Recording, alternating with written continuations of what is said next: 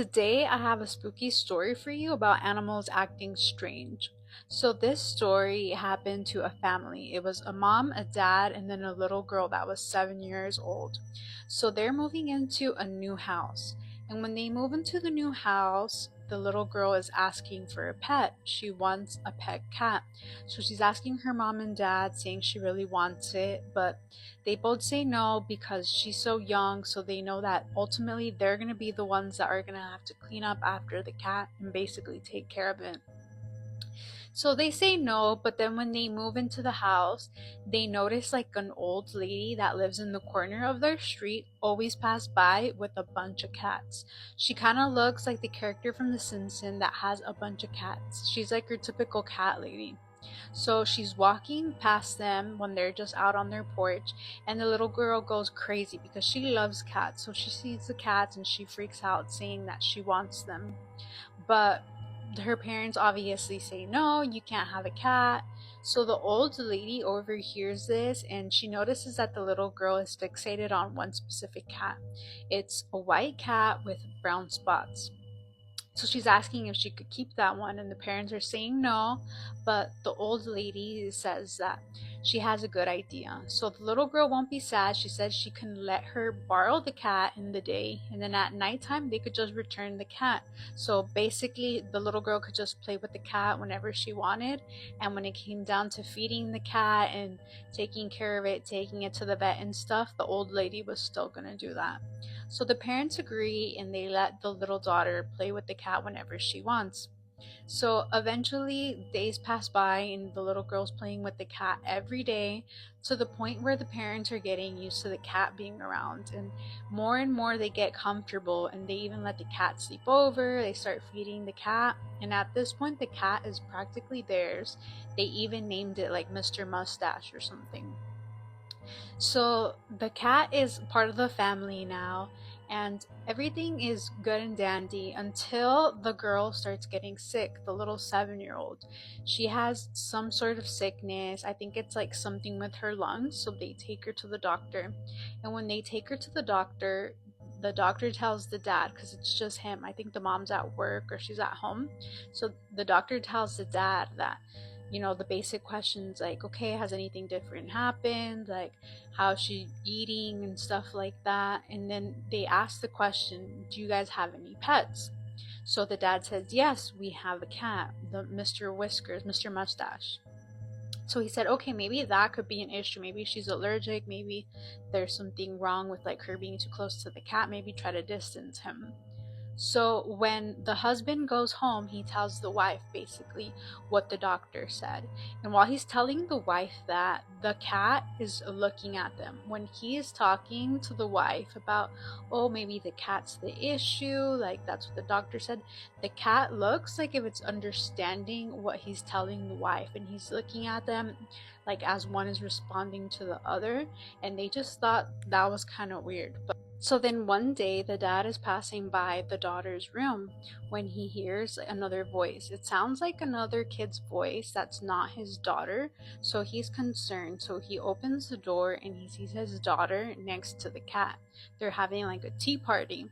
But he asks the daughter, like, was there another kid here? I heard another voice. Like, is there somebody in the room that you could be hiding? And the little daughter, she's 7 years old, so she's like, no, there's nobody in the room. I don't know what you're talking about. You must have heard, something by mistake, but it wasn't anybody else. I'm only here with the cat. So he believes his daughter. He closes the door, and when he closes the door, he hears his daughter's voice tell the cat, shh, you don't want him to hear you. So he doesn't open the door after that. That's just something he keeps in mind, and it's super scary. If I was him, like that moment, I would have gotten rid of the cat, but they still keep the cat. And then it's until another day where something happens to the mom when she's home by herself and he's off working. So he's off working and he's working the night shift, and it's just the mom and the daughter. So they're both in bed. It's like 1 a.m. in the morning, and she hears little kids as if they were in the bottom, like in the bottom floor. But she knows the daughter should be in bed, so she's concerned. She's like, did somebody break in? Like, who is that? It sounds like several children, so she's scared.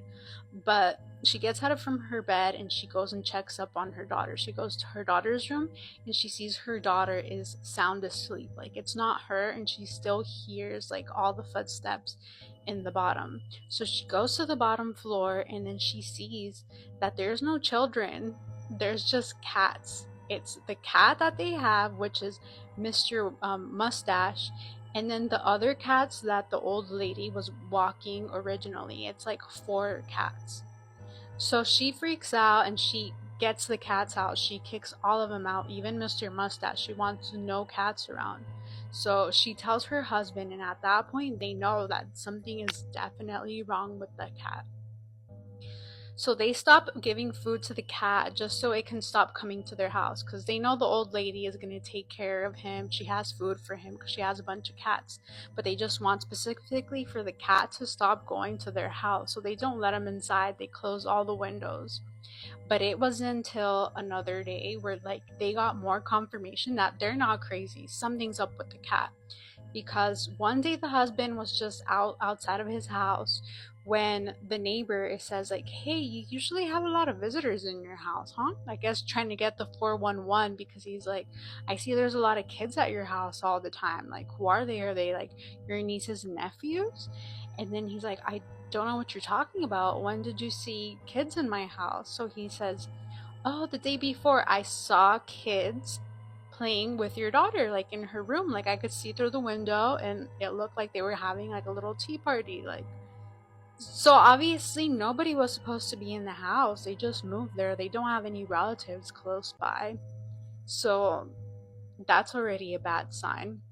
And where the story basically ends is that even though the windows would always be closed, because now they don't want the cat in, they try to avoid it coming into their house at all time. When they see it, they shush it. But one day at night, they heard a scream, and it sounded like a little kid scream, like super, super loud. And they all rushed down, and it's not the daughter, because the daughter is with them. She was upstairs when they all went down. And they just see the cat. The cat is like escaping their house out the window. Like, it had broken in previously and now it's trying to get out of their house. And like maybe it hurt himself or something, but it's screaming like a little kid and they're seeing it. So the next day after that incident, another neighbor from like from their town tells him like, hey, remember the old lady with the cats? Well, she passed away. So the same day that they heard the cat scream was the same night that the lady passed away. And after that, they never saw the cat again. If you finish the whole story, please follow for more spooky content.